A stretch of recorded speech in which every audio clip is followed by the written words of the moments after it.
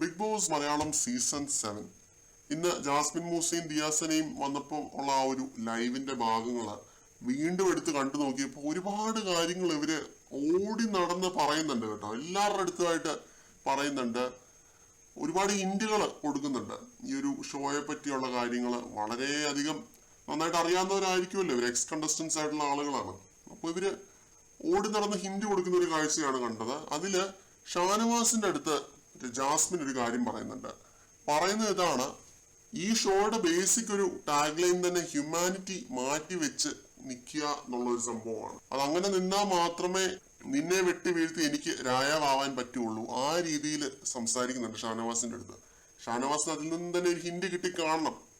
അപ്പൊ ആ ഒരു കാര്യം അത് ഷാനവാസിന്റെ അടുത്ത് പറയുന്നുണ്ട്. പിന്നെ ഹ്യൂമാനിറ്റി മാറ്റി വെച്ച് കളിക്കാൻ അങ്ങനെയുള്ള ഒരു ഗെയിമാണ് എന്നുള്ള രീതിയിലൊക്കെ പറയുന്നുണ്ട്.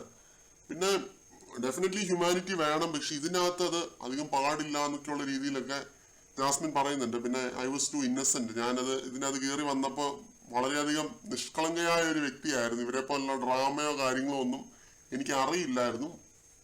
ഞാനാണ് പിന്നീട് എന്നുള്ള രീതിയിൽ ജാസ്മിൻ പറയുന്നുണ്ട്. സീസൺ 4 ജാസ്മിൻ കാണിച്ചു കൂട്ടിയിട്ടുള്ള പരിപാടികളൊക്കെ നമുക്ക് അറിയാവുന്നതാണ്.